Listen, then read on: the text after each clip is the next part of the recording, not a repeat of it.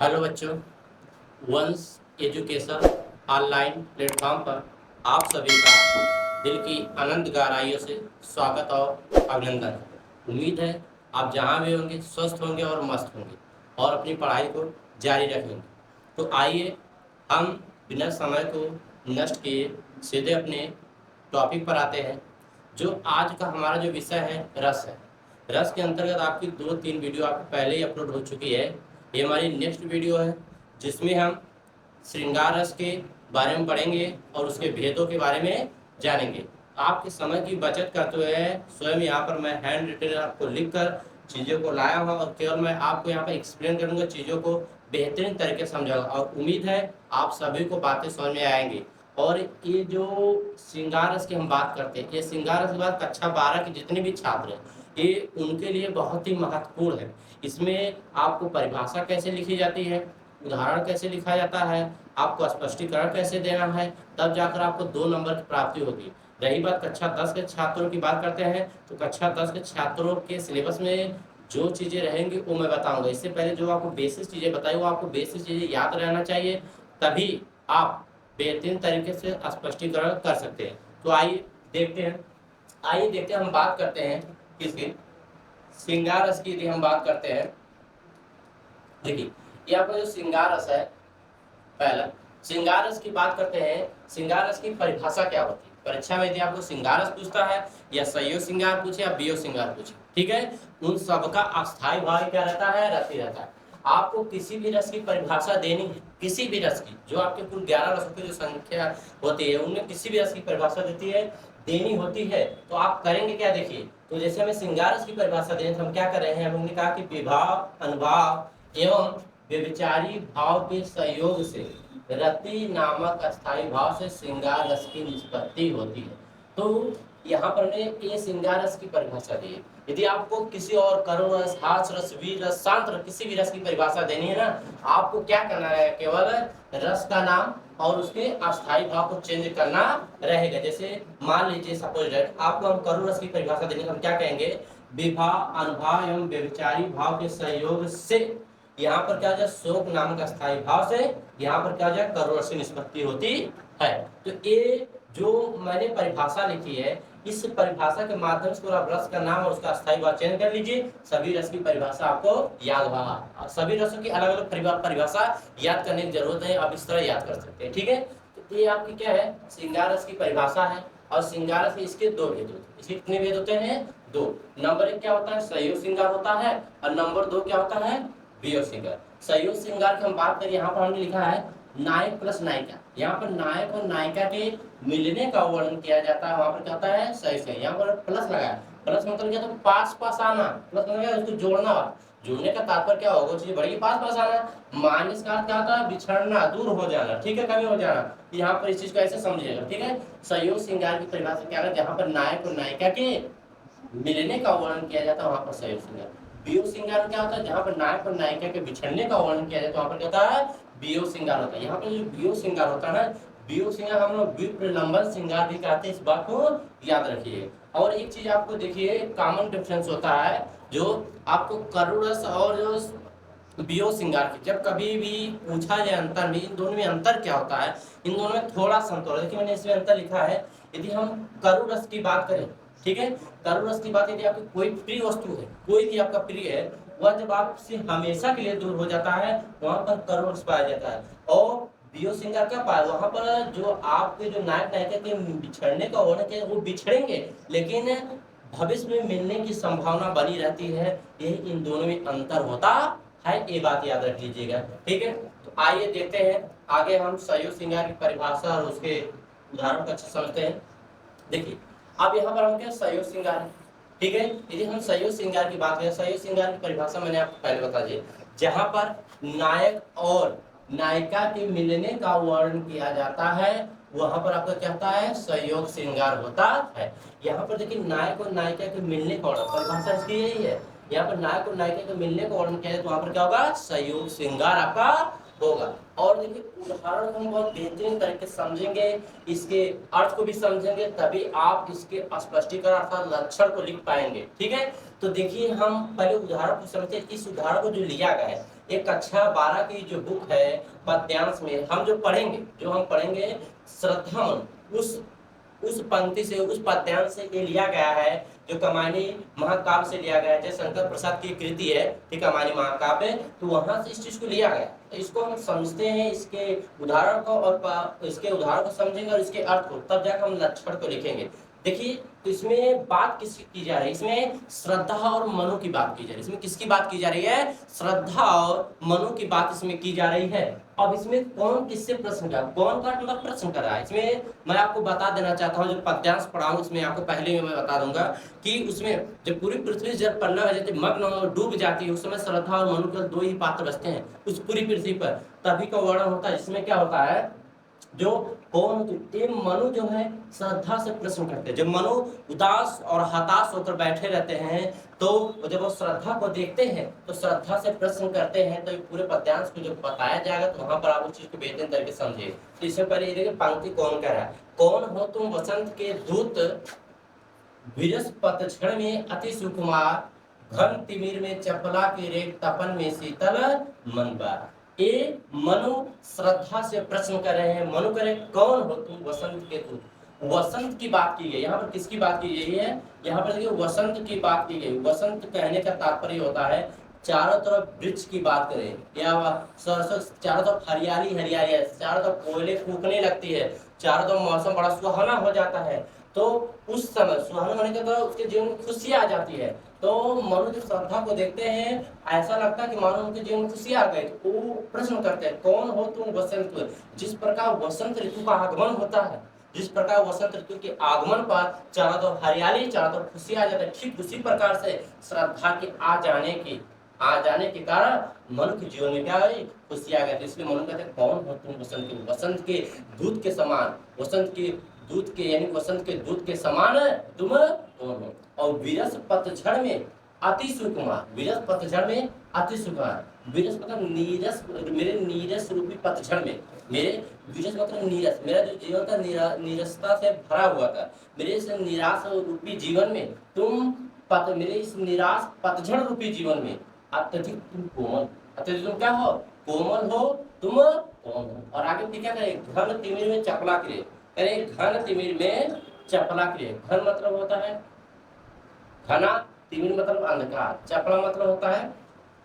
प्रकाश, चपला मतलब बिजली होती है, चपला मतलब आपका क्या होता है, बिजली, चपला मतलब आपकी बिजली होती है, रेख मतलब होता है प्रकाश। घन तिमिर यानी कि भयंकर अंधकार में बिजली के प्रकाश के समान हो, भयंकर बिजली के प्रकाश की समान हो। और तपन में शीतल मंद बया, तपन मतलब भीषण गर्मी में, शीतल मंद बया, भीषण गर्मी में शीतलता पर मंद बया धीरे धीरे, यानी कि धीरे धीरे शीतलता प्रदान करने वाली हवा के समान बह रही हो, तुम कौन हो। ये बात कौन कर रहा है, ये जो है मनु श्रद्धा से प्रश्न करते हुए पूछ रहे हैं। देखिए जब हमें लक्षण और स्पष्टीकरण लिखना रहेगा, ठीक है, तो इसमें आपको ये पता होना चाहिए किन किन पात्रों की बात हो रही है। एक तो आपको श्रद्धा है, दूसरे मनु है। क्योंकि जब आपको लक्षण में अस्थायी भाव, विभाव, अनुभाव और आश्रय और विषय लिखने की बात आती है, क्योंकि जब तक आप पात्रों के बारे में नहीं जानेंगे कौन कौन से पात्र हैं, तब तक लक्षण और स्पष्टीकरण नहीं दे सकते। इसलिए मैंने इस उदाहरण को लिया है। जब पद्यांश पढ़ाया जाएगा तो ये उदाहरण आपको बेहतरीन तरीके से याद हो जाएगा, तब आप इसके लक्षण को स्पष्टीकरण को बहुत बेहतरीन तरीके से लिख सकते हैं। बात याद रखें। अब देखिए आप पता पा गए कि इसमें श्रद्धा मनु की बात की जाए, तो अस्थायी भाव तो आप जानते क्या हो जाएगा, रति ही रहेगा। अस्थायी भाव का क्या रहेगा, रति ही रहेगा। अब बात करते हैं आलंबन विभाव, बात करते हैं आलंबन विभाव। देखिए जो आलंबन विभाव होता है वही क्या होता है, विषय भी होता है। यहाँ पर आलंबन विभाव कौन है, श्रद्धा।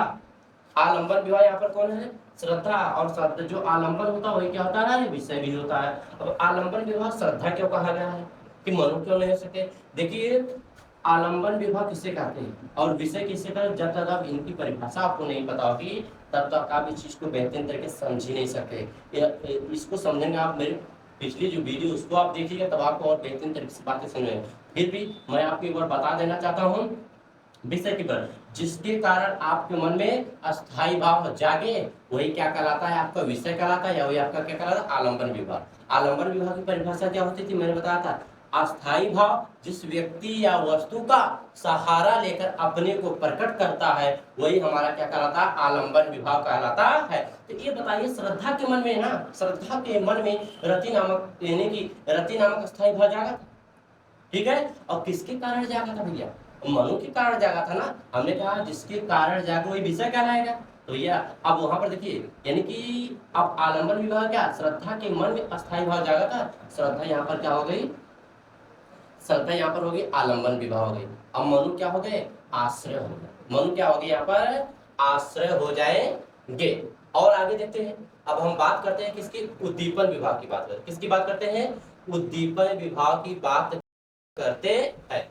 उद्दीपन विभाग क्या, अस्थाई भाव को उत्तेजित करने वाला कारण ही क्या कहलाता है, उद्दीपन विभाग कहलाता है। अब जो यहाँ पर मनु जब प्रश्न कर रहे हैं तो मनु के मन में अस्थाई भाव जागा है, कौन सा, रति नामक, यानी कि रति नामक अस्थाई भाव जागा है। तो उस अस्थाई भाव को बढ़ा क्या, जो यहाँ पर एकांत प्रदेश है, ठीक है। और श्रद्धा की कोयल जैसी आवाज है, कोकिल कंठ जो श्रद्धा का मधुर कंठ है, श्रद्धा की जो मधुर आवाज है वो यहाँ पर मधुर आवाज दे सकते हैं, श्रद्धा मधुर मधुर आवाज दे सकते हैं। ये क्या रहेगा आपका, उद्दीपन कहलाएगा। और संचारी भाव क्या रहेगा, संचारी भाव का हर्ष रहेगा, आशा रहेगी, चपलता रहेगी, ये आदि क्या रहेगा, संचारी। जो अस्थाई भाव को जो बढ़ा दे वही हमारा क्या कहता है, उद्दीपन कहलाता है। और संचारी भाव क्या होता है, जो व्यक्ति के हृदय के अंतःकरण में बहुत कम समय के लिए जागृत होता है उसी को हम लोग क्या कहते हैं, संचारी भाव कहते हैं। चलिए आइए अब देखते हैं, हम वियोग श्रृंगार के बारे में देखते हैं। एक चीज और अच्छे से नोटिस कर लीजिएगा, इसमें जो आलंबन विभाव और आश्रय, देखिए मैंने इसमें बताया था विषय जिसके कारण अस्थाई भाव जागे, जिसके कारण अस्थाई भाव जागे वो क्या कहलाता है, आपका विषय कहलाता है। श्रद्धा के कारण अस्थाई भाव जागा तो श्रद्धा विषय कहलाएगी, सही, ठीक है। आइए देखते हैं आगे हम फिर क्या, अब वियोग श्रृंगार की बात करते हैं। किसकी बात करते हैं हम, वियोग श्रृंगार की बात करते हैं कि वियोग श्रृंगार होता क्या है, वियोग श्रृंगार की परिभाषा क्या आती है। वियोग श्रृंगार को हम लोग विप्र लंबन श्रृंगार भी कहते हैं। तो आइए वियोग श्रृंगार की परिभाषा आपके सामने लिखी गई है। वियोग श्रृंगार क्या, जहाँ पर नायक और नायिका के बिछड़ने का वर्णन किया जाता है वहाँ वियोग श्रृंगार होता है। और उदाहरण क्या है, ये भी कक्षा 12 की बुक समान यानी कि समान हिंदी वाले छात्रों के लिए जो पद्यांश पहला पाठ पौन दूध का वहां से लिया गया है, उसमें राधा और श्री कृष्ण का वर्णन किया गया है। तो मैं इस उदाहरण को पढ़ देना चाहता हूँ, फिर इसके अर्थ को व्यक्त कर दूंगा आपके सामने। इसमें उदाहरण क्या है, मेरे प्यारे नव जलद से, आप लोग स्क्रीन बोर्ड को देखिएगा, मैंने क्या कहा, मेरे प्यारे नव जलद से कंज से नेत्र वाले, जाके आए ना मधुबन से और ना भेजा कोई संदेशा, मैं रो रो के प्रिय विरा से बावली हो रही हूँ, जाके मेरी सब तू कथा श्याम को तू सुना दे। इसमें जो राधा है ना, पवन को अपना दूत बनाना, अपना पोस्टमैन, यानी कि यहाँ पर पवन जो हवा है वहाँ पर पोस्टमैन का कार्य कर रही है। जब राधा दुखी होती है ना, पवन का आगमन होता है, पवन से दुखी होकर राधा ना अपना संदेश कहती है कि मेरा जो संदेश है जाकर मेरे प्रिय श्री कृष्ण के यहाँ तो सुना देना। तो राधा अपने सारे दुखों को पवन को बताती है। उनमें से एक पंक्ति आपकी ये भी है जो ये राधा पवन से कह रही है। क्या कह रही है, श्री कृष्ण के बारे में कह रही है। राधा बड़ी चतुर भी है, देखिए क्या करें, श्री कृष्ण करें मेरे प्यारे, करें मेरे प्यारे, मेरे प्यारे को, मेरे प्यारे में अपने की बात नहीं कर रहा, वहां पर राधा के प्यारे, राधा के प्यारे कौन है, श्री कृष्ण। राधा के प्यारे कौन है, श्री कृष्ण है। मेरे प्यारे नवजलस, मतलब नवीन बादलों के समान, कंज से नेत्र वाले, कंज मतलब होता है कमल, कंज मतलब क्या होता है, कमल, कंज से नेत्र वाले, कमल के समान नेत्र वाले। राधा कौन से मेरे हे जो मेरे प्रिय श्री कृष्ण है, नवीन बादलों के समान और कमल के समान नेत्रों वाले, जाके आए ना मधुबन, मधुबन का मथुरा से, जाके आए ना मधुबन से और ना भेजा संदेशा, वे मधुबन तो वे मथुरा जाकर वापस नहीं आए और ना ही कोई संदेशा अर्थात मैसेज भी नहीं भेजा। मैसेज मतलब संदेशा, मैसेज आता है आमतौर के, अगर मैसेज की बात करें, हाँ मैसेज बात सही, मैसेज नहीं है, संदेशा की बात करें, संदेशा थोड़ा कहने में अटपटा महसूस करता है, लेकिन मैसेज के बाद में तुरंत समझ जाते हैं इस चीज को। देखिए कह रहे हैं, जाके आए ना मधुबन से और ना भेजा संदेशा, वे मथुरा जाकर वापस नहीं आए और ना ही कोई संदेशा। मैं रो रो के प्रिय विरा से बावली हो, मैं रो रो के प्रिय विरा में बावली हो रही, बावली मतलब पागल से हो रही। प्रिय विरा मतलब अपने प्रिय श्री कृष्ण के, विरा मतलब दुख की बात करें, विरा मतलब किसकी बात की जा रही है, मैं अपने प्रिय श्री कृष्ण के दुख में रो रो के क्या बावली मतलब पागल सी हो गई। जाके मेरी सब दुख श्याम को सुना रही है, तो मेरी जो संपूर्ण सैड स्टोरी है, मेरी जो संपूर्ण ये दुख कथा है, मेरे संपूर्ण ये जो दुख कथा है, तू जाकर श्याम को सुनाता, मेरे प्रिय श्री कृष्ण को सुना दे। ये राधा अपने दुखों को कौन से करे कि मेरा जो संदेशा है तो श्री कृष्ण के यहाँ लेकर जाकर पहुंचा दे। तो इसमें आप समझ गए, इसमें राधा कौन और श्री कृष्ण की बात की जा रही है। राधा दुखी है श्री कृष्ण के वियोग में, ठीक है। तो स्पष्टीकरण की बात करें, स्पष्टीकरण आप उम्मीद है समझ गए हैं। अस्थायी भाव आपका क्या हो गया रहते, और इसमें आलंबन विभाग कौन हो जाएगा, श्री कृष्ण हो जाएगा। कौन हो जाएगा, श्री कृष्ण, और वही विषय है, क्योंकि जिसके कारण अस्थायी भाव जागे वही क्या कहलाएगा, विषय, वही आलंबन कहलाता है। यहाँ पर राधा के जो मन में अस्थायी भाव जागा, किसके, श्री कृष्ण के कारण जागा है, तो श्री कृष्ण यहाँ पर क्या हो जाएंगे, विषय हो जाएंगे, और राधा क्या कहलाएंगी, आश्रय कहलाएंगे। जिसके मन में जागे, और राधा के मन में जागा है ना, राधा क्या कहलाएंगी, यहाँ पर आश्रय। जिसके मन में जागा है वो आश्रय कहलाएगा, ये बात याद रखना। जिसके कारण जागा है वही विषय, वही आलंबन विभाग कहलाता है। और उद्दीपन की बात करें, अस्थायी भाव आपके मन में कोई भी अस्थायी भाव जागे, उसको बढ़ा कौन रहा है, वो उत्तेजित कौन कर रहा है, वहां पर उद्दीपन का काम वो करेगा। देखिए यहाँ पर उद्दीपन का कार्य क्या है, शीतल मंद पवन, शीतल मंद पवन यहाँ उद्दीपन का कार्य कर रही है। और श्री कृष्ण का वापस ना आना, श्री कृष्ण का वापस लौटकर ना आना, ये किसका कार्य कर रहा है, उद्दीपन का कार्य कर रहा है।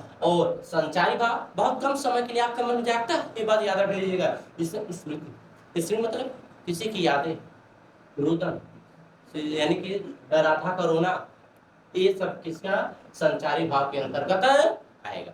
उम्मीद करता हूँ वियोग श्रृंगार की परिभाषा भी आपको समझ में आई होगी, उदाहरण भी और लक्षण भी आप इसको लिख सकते हैं। ये कोई जरूरी नहीं आप इसी उदाहरण को लिखिए, जो उदाहरण आप बेहतरीन तरीके से जानते हैं, जिसकी परिभाषा का आप अच्छे जानते हैं, जिसके अर्थ को आप जानते हैं, उसको लिखिए, ताकि लक्षण लिखने के लिए आपको आसानी रहेगी।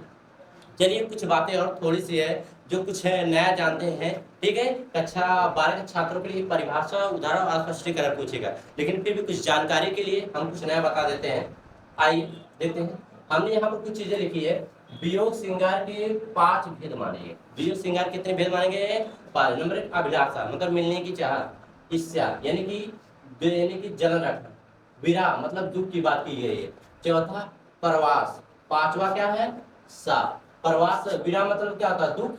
प्रवास मतलब जब किसी नायक नायिका में, जो नायक होता है अपनी नायिका को छोड़ के प्रदेश चला जाता है, वहां पर प्रवास की बात की जा रही है, ठीक है। इसमें ये देखिए वियोग श्रृंगार के 5 भेद माने। मुख्य रूप से देखिए आप किताबों में आपको 4 भी मिलेंगे। इसमें ये जो विरह की बात की गई है ना, कुछ आचार्य विरह को इसका वियोग श्रृंगार का भेद नहीं मानते। विरह मतलब प्रलंबन की बात की गई है, ठीक, यानी कि वियोग श्रृंगार को हम विलंबन श्रृंगार भी कहते हैं। कुछ आचार्य विरह को नहीं मानते, आपकी किताबों में आपको 4 ही देखने को मिलेगा, ये बात याद रखिए, ठीक है। ये विरह की बात कुछ आचार्य मानते हैं, कुछ नहीं मानते हैं। तो ये वियोग श्रृंगार के 5 भेद मानेंगे। और वियोग श्रृंगार की दशाएं कितनी होती है, 10 होती है। इसमें अभिलाषा है, चिंता है, स्मरण है, बुद्ध कथन है, उद्वेग है, उन्माद है, प्रलाप है, व्याधि है, जड़ता है और मरण है।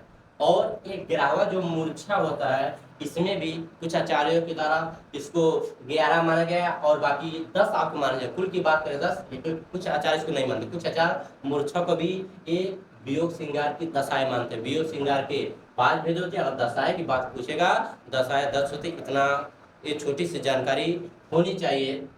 तो आज के इस वीडियो में इतना ही, और आप लोग हमें बताइएगा अगर इस तरह से बातें समझ में आती हैं, इसी तरह लिखकर, नहीं तो आपको स्वयं हैंड राइटिंग यहाँ पर लिखते हुए बातों को समझाते चले। उस तरह क्या होगा, बस थोड़े समय की बचत होगी। इस तरह उस तरह समय आपको ज़्यादा लगे। बस आज के लिए इतना ही, धन्यवाद। अगर वीडियो पसंद आए लाइक शेयर और सब्सक्राइब जरूर करें। धन्यवाद।